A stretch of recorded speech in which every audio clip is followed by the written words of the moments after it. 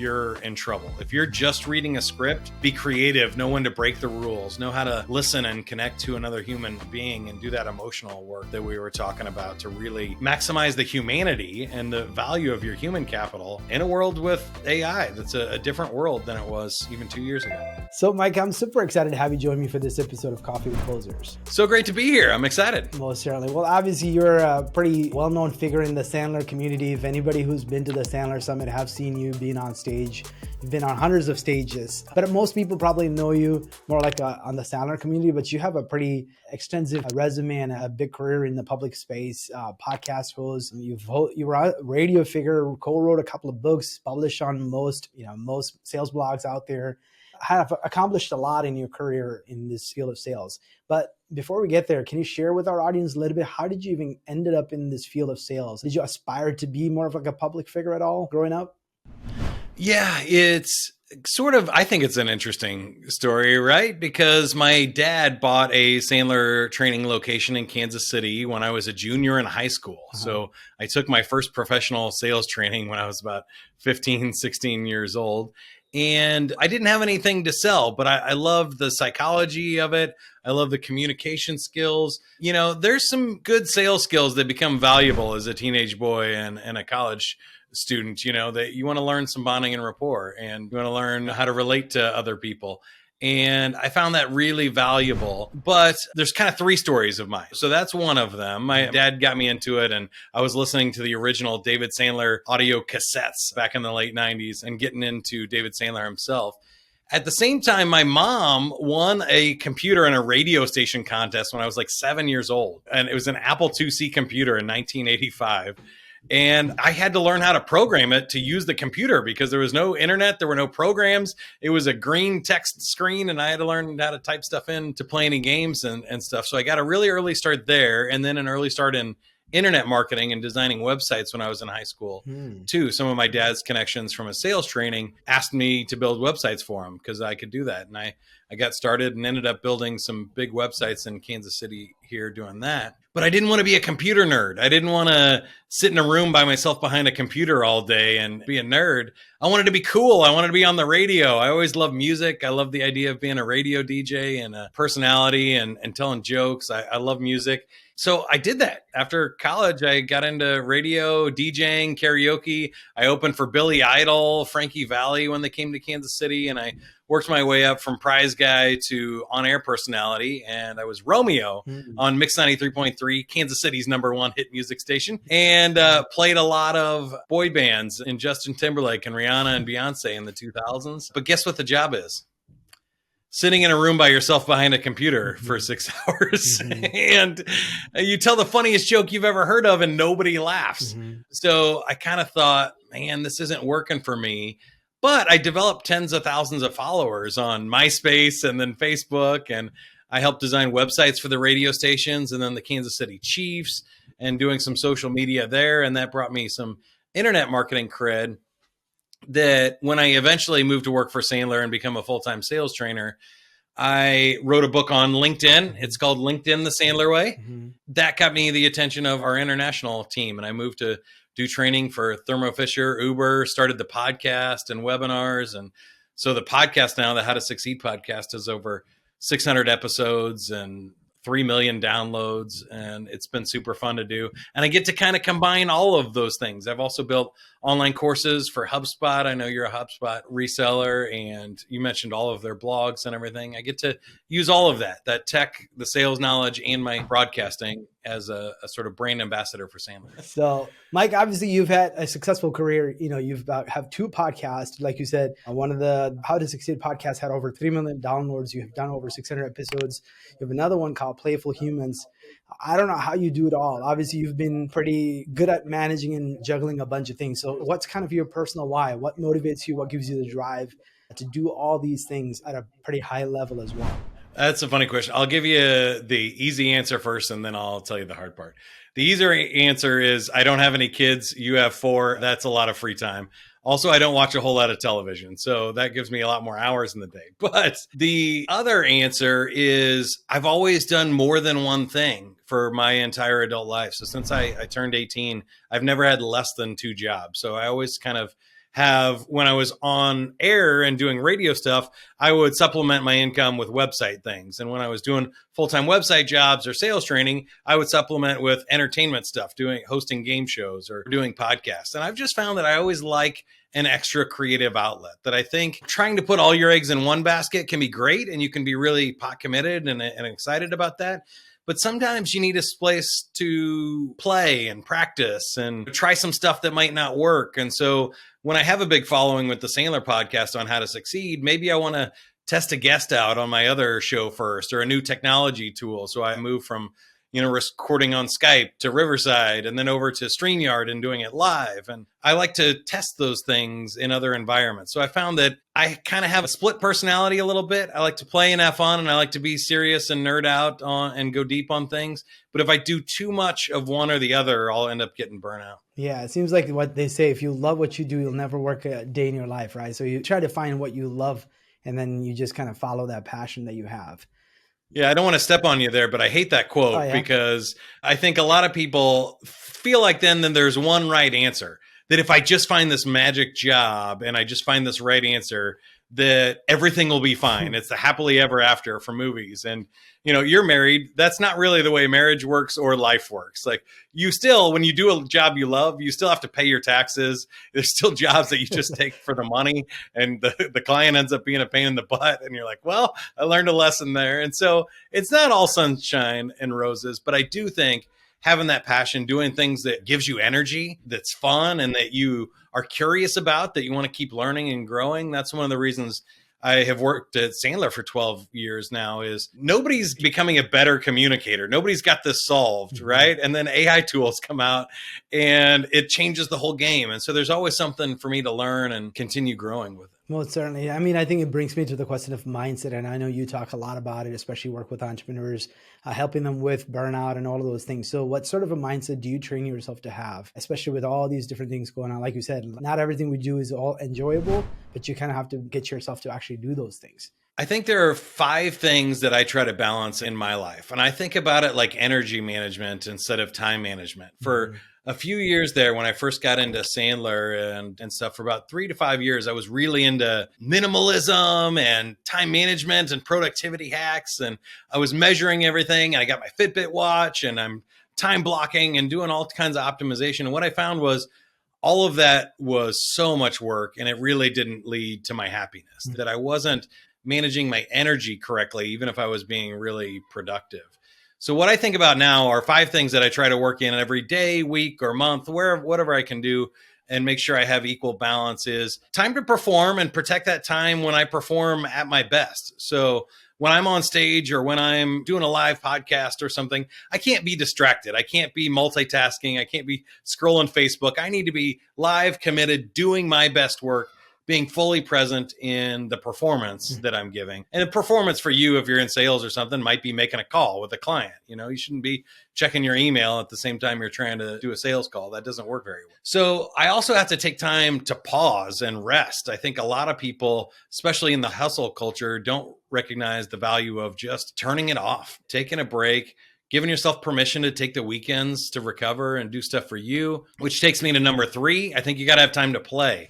And that's one of the things that got sucked out of my life, especially in the pandemic, was I love social stuff and playing games or being outside and being physical, whether that's like swimming or sports or frisbee golf, whatever it happens to be. Doing something that's just for fun and for play is a big one for me. Giving myself time to think. So ponder is the other one, is think about what you're doing and make decisions on if you're even doing the right activities. I think I love to have reading time and time for meditation or going on long walks or taking long showers where I can just kind of think to myself about what I'm doing and where I'm going. And the last one, a lot of salespeople underestimate this one too, is practice. I've already mentioned, having the podcast as a way to do that, but doing some things that are not on that performance spectrum. When am I getting better at what I'm doing? So am I role playing a sales call, or am I practicing some scripts or trying new tools and learning stuff, giving myself the time to learn and a safe place to practice has been key to finding balance and sustainability in the way I work. I like how you broke them all up into those kind of core categories. Do they kind of like, is it like 50% of goes into the high performance, like focus on the real important things, and then the other 50% kind of broken up into like 10, 15, 20 percentages? How do you break that time? That's interesting. I haven't put a percentage to it. I would say it's probably not that high. People think they can perform 50% of the day, but you really can't. In most intellectual jobs, you can't think or be on. Like, we couldn't do this podcast for 8 hours a day or 12 hours a day. We'd be exhausted. So I think it depends on the type of work. Same thing with physical labor too. You know, if you do physical labor for 12 hours a day, you're going to be exhausted and you're not going to be in the shape to do any of those other things for the other half of your day. For me, it's more, I would say, equal balance, but I also just try to really be self-aware and pay attention to what my body needs. There are some days, that's why I said day, week, or month. There are some weeks where I'm on stage all week at the Sandler Summit and I have 5 presentations to give and I am on for 12 hours a day. And then I know that weekend I'm going to be exhausted, that I need to like sit and read a book or sit by the pool and take like 2 or 3 days to recover from that activity. And it might be then I'm balancing the week or the month. But other days, you know, if I got a bunch of Zoom calls, I'll say it's time for a walk. I feel like I need to move. Or, man, I really have something I want to say. I want to go and record a podcast or write a blog or make something. Like, I have this creative energy I need to get out, and trying to pay more attention rather than just plugging through doing the same thing every day and falling into a boring routine. Obviously, it's a personal confession, but obviously most entrepreneurs probably struggle with some of the things that you talked about, like mindfully taking time off to go do something playful, right? Or actually just taking a walk because you feel like I got to catch up on my emails, or I got to go watch this or do that. So like, what practical advice do you have for entrepreneurs, especially just have this, like you said, the hustle culture, feel like you're putting the enough input and seeing the output coming out? Yeah. You feel like you just haven't produced enough for the day or for a whole week sometimes. So what advice would you have for somebody like that? 2 ways to think about this. The first one is it's a myth and it's a trap. The people that tell you to work 60, 80 hours a week are just wrong. The science shows it. So you can look up scientific research. They did a great one with computer programmers because you can measure their output in lines of code and stuff. And if they work more than 60 hours a week for more than 6 weeks in a row, they actually slow down so much because they're burnout that they produce less than the programmers who were just working 40 hours a week and taking the rest of the week off. And I think you see that with salespeople for sure, right? The top performers are not the ones making the most calls. They're the ones playing golf on Friday and enjoying their life and their big commission checks. They're working on the biggest deals, the highest profit deals, and they're not trying to write as many proposals as humanly possible, because that's not the way that kind of work happens. So I think giving yourself permission to be at your best. I think about professional athletes too. If the NFL played every single day like Major League Baseball, they would be terrible. Those games would be a lot different. And everybody would be injured and broken down and not be able to make it through a whole season. But they can play really intensely for 3 hours, and then they can take the rest of the week to recover, prepare their body plans, think about what they're doing, run practices, and get themselves back in order. And I think if you do that, you'll find the results that you get in even just that 3 hours. And I'm not saying it's 3 hours a week, but Tim Ferriss wrote the 4-hour work week. I think it is possible. But for most people, there's going to be a few hours that you're really on. But the big one here that I would also share is there's different types of work. So if you're doing physical labor, if you're building a brick wall, the more bricks you put on the wall, the bigger and faster you're going to get the wall done. If you're driving across the country, it's miles per hour. So more work does equal more success in a physical labor type of environment. In a mental environment, it's different. There's a diminishing returns. We get burnt out and we start slowing down, and eventually we start going down. We have more sick days and we do make dumb mistakes and things and have more errors in our work when we get tired. So you have to realize when you're getting to that peak of your results that maybe 80% of the effort gets you to where you need to go. And then the other 20% you can take off and recover or learn and practice. But the third kind of work is the one that fascinates me. And this is the one I talk about with Playful Humans a lot, but it also has to do with sales, that there are certain things in life that are backwards laws. The more you try to make them happen, the less likely they are to actually happen. So the more you try to sell somebody, the less likely they are to buy. The more you try to fall asleep, the less likely you are to fall asleep. The more you try to make somebody fall in love with you, the less likely they are to fall in love with you. And so in that sort of emotional labor, you actually need to let go of stuff. You need to step back and you need to think about how you can withhold that effort and energy and work on the right side of the problem. And David Sandler was big on that, especially in sales, is how do we really let the customer buy? How do we ask the right questions so they say the answers and we don't tell them what to do? And in those backward situations, it's really magical. Sometimes not working gets you closer to your goals, which is counterintuitive, but knowing the difference between those three types of work really will help you avoid burnout and really help you rocket exponential success. Yeah, some of what you're talking about, it actually does requires practice, right? Like you said, even the guys that are actually playing in the field, they are practicing a lot more than the 15, 20 minutes of game time they get in the field. So in the world of sales and marketing too, that is super critical. So, and obviously you mentioned about time for reading, the time for pondering, the time for play, and then obviously the time for production. So what are some practical things that you're doing to do the practice aspect of it, to really hone in on your craft, to get better at what you do every day, whether it be on the stage, entertaining people, or in the field, actually training and coaching people to get better at sales and leadership? Sure. Three quick things came to mind on this one. Number one is for on-stage stuff, I use smaller groups. I speak for free at a local community college or in different associations or charity events, and that's where I'll test some stuff that might not work. But when somebody's paying me $10,000 a day to go on stage for a large Fortune 500 company, that's the time to perform. I don't really try new stuff on stage. I interviewed a famous juggler on my Playful Humans podcast one time, and he basically said he doesn't take anything on stage that he could drop. He does it, practices it so much, and he might try crazy things in practice, but he doesn't perform them until he knows that he can't fail, that he can do it without dropping. So I think for speaking, that one's pretty easy. You can find smaller, low risk ways to do that. For sales and marketing, I think it's the same thing. There's role playing with your team, there's studying, you can talk to a Sandler coach,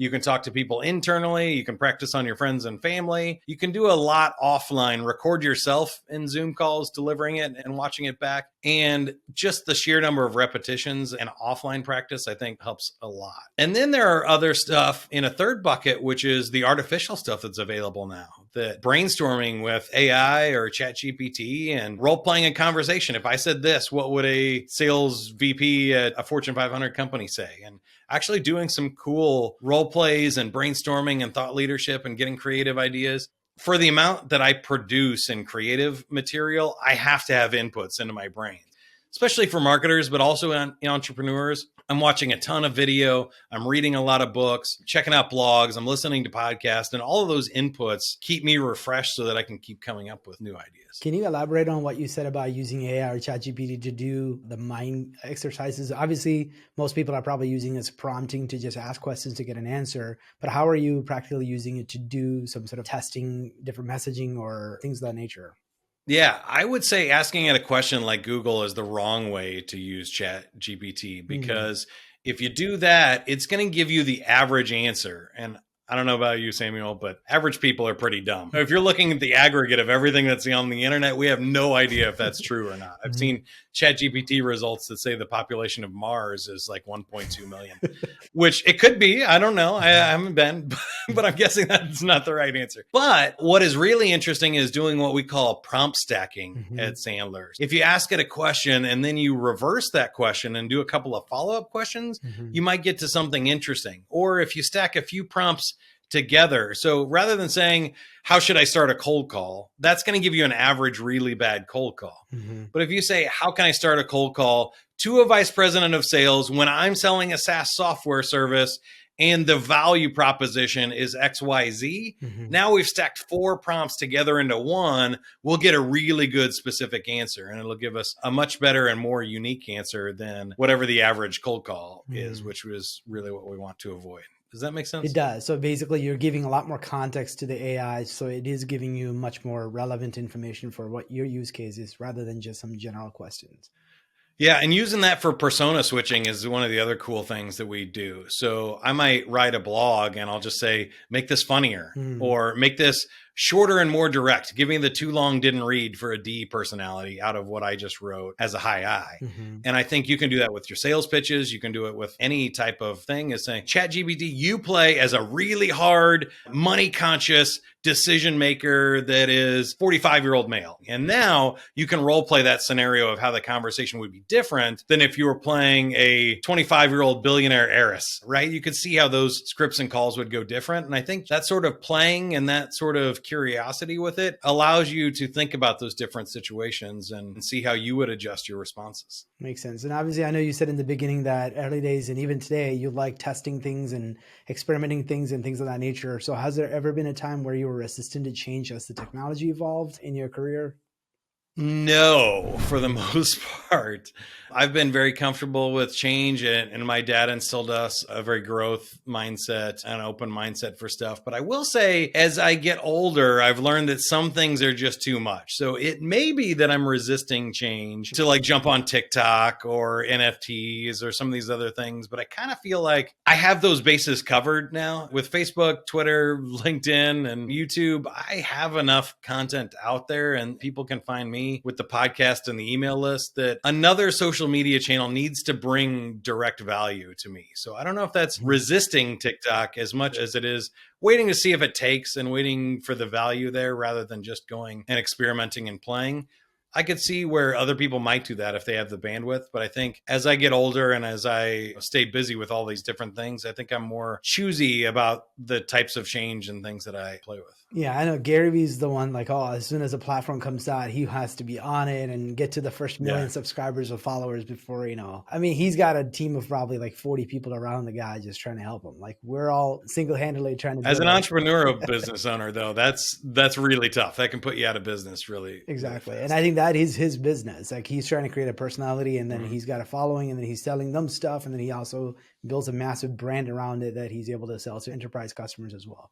It's a completely different game that he's playing. So obviously in your career, you've been in sales and marketing for quite some time. You were building websites at a young age, selling websites to the radio station you worked at. And obviously you play a brand ambassador role at Sandler. You're working for a sales coaching and consulting company. You must have seen a lot of changes in the sales and marketing industry in the last 20 some years that you've been in it. So how has your approach on sales and marketing evolved over these years?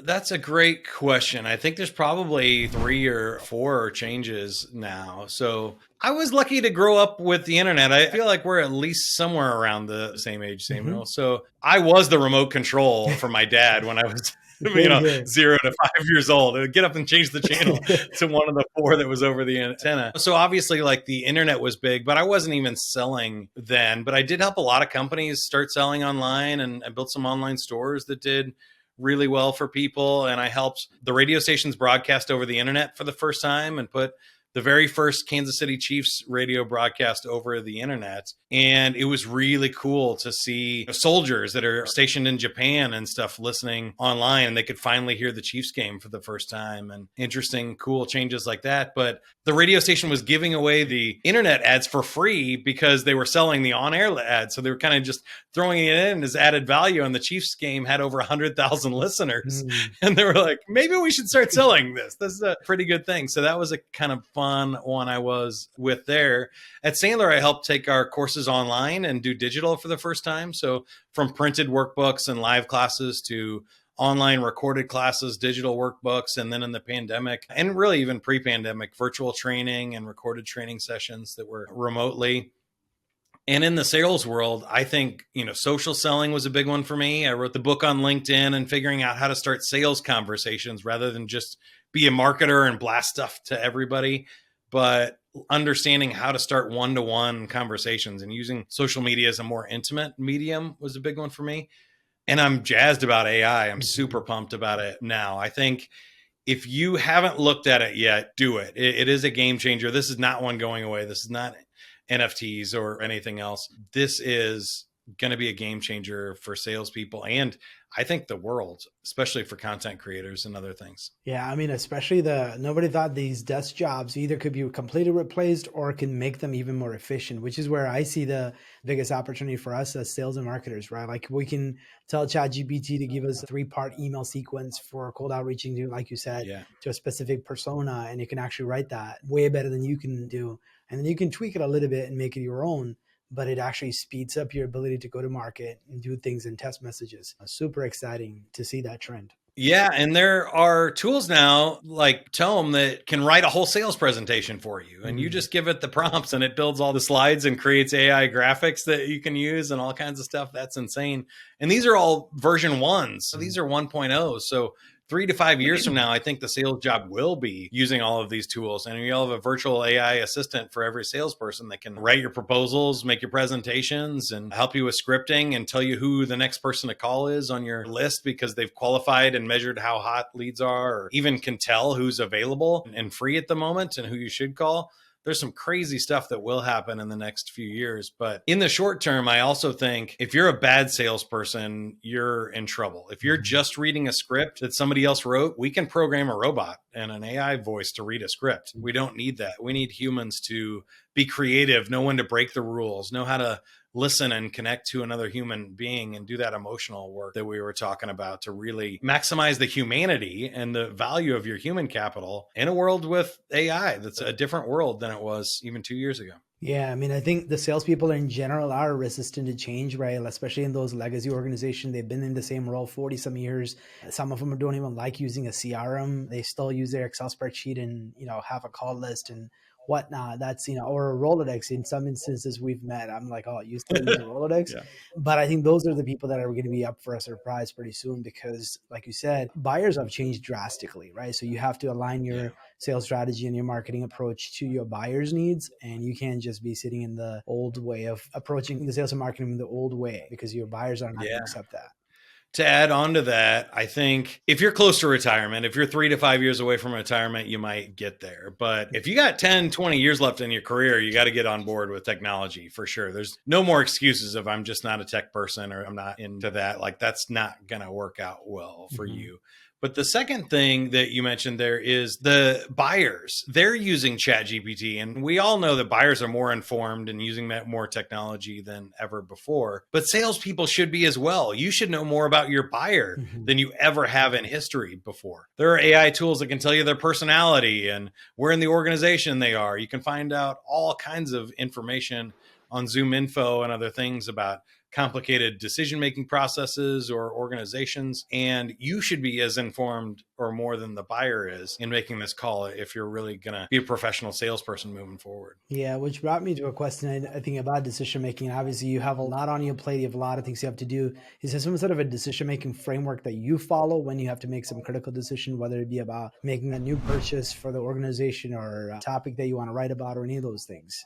I try to really trust my gut. I like Blink by Malcolm Gladwell and stuff that I think your first gut reaction, whether this is something that's right for you or not. And it feels good and it's something that I'm going to enjoy and it just has a good vibe to it. And same thing with content creation, things like that. If it feels too salesy, if it feels like I'm pushing, I feel like I'm doing this, I mentioned TikTok. If I'm joining TikTok just because everybody else is, and I don't have a passion for it, that's not a good decision for me. But if I'm really excited about it, if I was a professional dancer or something, or I loved selfie videos, that might be something that I would be more into. But I love longer format discussions like this podcast instead. So that's not the right medium for me. I try to stick with my strengths, my core skill sets, and what my unique value proposition is, and go after the things that I feel like aligns with me. And I really try to take that, it's another book too, hell yes or no approach, that I should be all in. I should be jazzed about this decision. If I'm not, there's other better ways that I can spend my time. So even the ones that are in the medium range, I could do that, or I could do this, and it might be better, but it might not. Just skip it.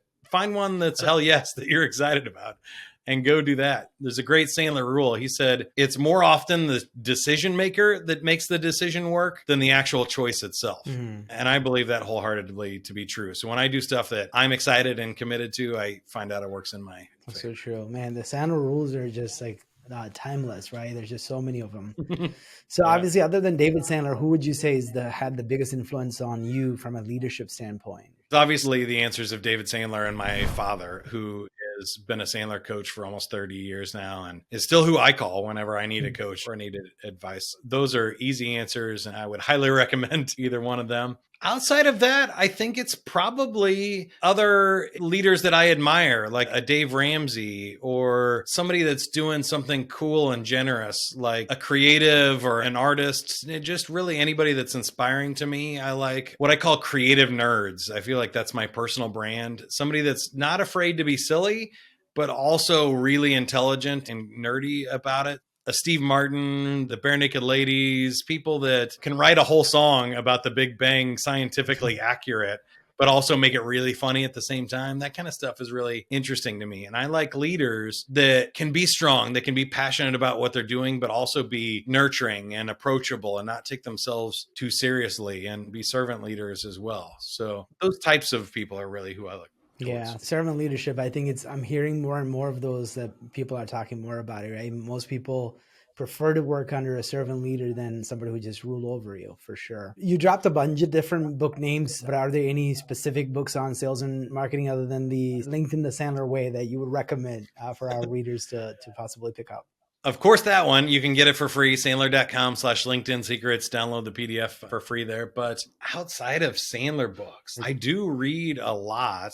I'll give you a great one for entrepreneurs. The All-In Startup is a cool one from a lady here in Kansas City that I really enjoyed. It's a great narrative story. So they talk about this poker tournament and the lessons as it applies to business and listening to your customers. Really great book, one of my all-time favorites.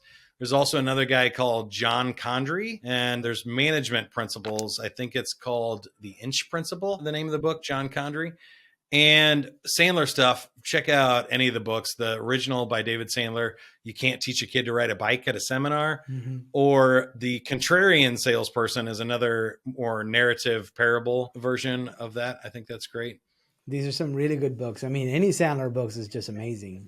David Mattson also written a couple of nice books as well on the Sandler library for sure. Well, obviously, knowing what you know today, what advice would you give the younger self? I used to ask this question to a lot of people. I think it's really just don't hide your light. Go all in, be the best version of you and be the most you can be. And don't worry about what other people think. Find the people that appreciate who you are. It's a big world out there. So life's too short to worry about people that don't get the joke. I tell that to my kids and wife too. Just stop worrying about what other people think. They don't pay your bills. Yeah. Make yourself a lot happier for sure. Exactly. Try to please people. Well, Mike, I really enjoyed our conversation. Thank you for sharing your wisdom with our audience. Thank you so much for having me. I loved it. It was great. This episode of Coffee with Closers is brought to you by One IMS, a leading digital marketing agency helping businesses win new customers. To request a free marketing ROI audit, please visit oneims.com. If you enjoyed this video, please share it. To make sure you never miss an episode, please subscribe.